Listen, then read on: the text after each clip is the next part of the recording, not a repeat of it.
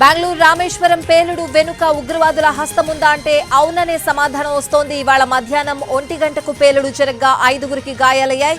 Cylinder పేలిందేమో అనే కోణంలో ప్రారంభమైన విచారణలో కీలక విషయాలు వెలుగులోకి వచ్చాయి.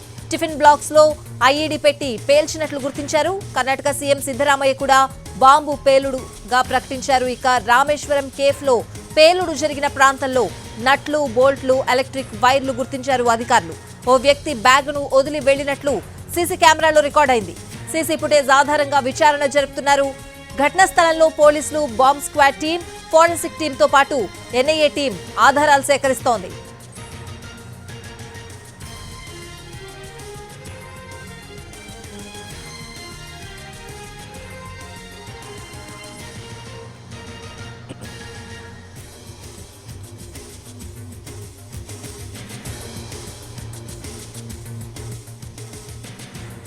బెంగళూరు రామేశ్వరం కేఫ్ పేలుడు వెనుక ఉగ్రవాదుల హస్తముందా అంటే అవుననే సమాధానం వస్తోంది. ఇవాళ మధ్యాహ్నం 1 గంటకు పేలుడు జరగ్గా 5గురికి గాయాలయ్యాయి. సిలిండర్ పేలిందేమో అనే కోణంలో ప్రారంభమైన విచారణలో కీలక విషయాలు వెలుగులోకి వచ్చాయి. టిఫిన్ బాక్స్ లో ఐఈడీ పెట్టి పేల్చినట్లు గుర్తించారు. కర్ణాటక సీఎం సిద్ధరామయ్య కూడా బాంబు పేలుడుగా ప్రకటించారు. ఇక రామేశ్వరం కేఫ్ లో పేలుడు జరిగిన ప్రాంతంలో నట్లు, బోల్ట్లు, ఎలక్ట్రిక్ వైర్లు గుర్తించారు అధికారులు. ఓ వ్యక్తి బ్యాగ్ ను వదిలి వెళ్లినట్లు సీసీ కెమెరాలో రికార్డైంది. సీసీ ఫుటేజ్ ఆధారంగా విచారణ జరుపుతున్నారు. ఘటనా స్థలంలో పోలీసులు, బాంబ్ స్క్వాడ్ టీం, ఫోరెన్సిక్ టీంతో పాటు ఎన్ఐఏ టీం ఆధారాలు సేకరిస్తోంది. ఇక పూర్తి వివరాలు అందించడానికి మా ప్రతినిధి ఆశ ఫోన్ లైన్ లో సిద్ధంగా ఉన్నారు. ఆశ, ఏం చెప్తున్నారు? అలాగే సిద్ధరామయ్య కూడా ఇది బాంబ్ పేలుడుగానే ప్రకటించినట్లు తెలుస్తోంది. మనం చూడొచ్చు స్వాతి. అయితే ఇది పూర్తిగా రామేశ్వరం కేఫే బ్లాస్ట్ 2 ఎక్స్ప్లోషన్స్ గా గుర్తించినట్టుగా తెలుస్తుంది ఎన్ఐ అధికారులు. దీనికి సంబంధించి పూర్తి సమాచారం కూడా మరి కాసేపులో తెలియజేయనున్నారు. అయితే మొత్తానికి 4 పూర్తిగా ఇంజ్యూర్ అయ్యి మణిపాల్ హాస్పిటల్ అడ్మిట్ అయినట్టుగా తెలుస్తోంది.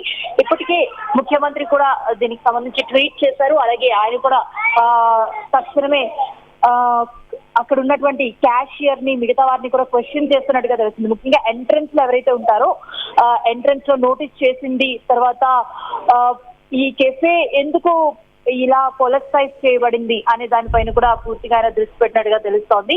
సో ఇప్పటికీ ఉన్న సమాచారం ప్రకారం ఇది 10 సెకండ్ల వ్యవధిలో 2 సార్లు బ్లాస్ట్ అయినట్టుగా గుర్తిస్తున్నారు.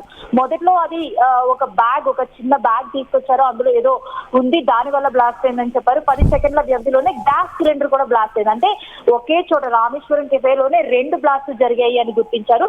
ముఖ్యమంత్రి ఎంట్రీ తర్వాత అక్కడ క్యాషియర్ ని, మిగతా వారిని ఆయన ప్రశ్నించినట్టుగా తెలుస్తోంది. సో సోర్సెస్ ప్రకారం ఐఈడి ఆ ఇన్సైడ్ బ్యాగ్ లో ఏముంది, మొత్తం ఆ బ్యాగ్ లోనే ఉంది. అసలు ఆ బ్యాగ్ అక్కడికి లోపలికి ఎవరు తీసుకెళ్లారు, ఫుటేజ్ తీయాలి. దాంట్లోనే మొత్తం అసలు ఈ బ్లాస్ట్ కారణం కూడా ఆ చిన్న బ్యాగ్ ఏదైతే లోపలికి వెళ్ళిందో అదే అని కూడా స్పష్టంగా చెప్తూ ఉన్నారు Swathi. Right ASHA, thank you.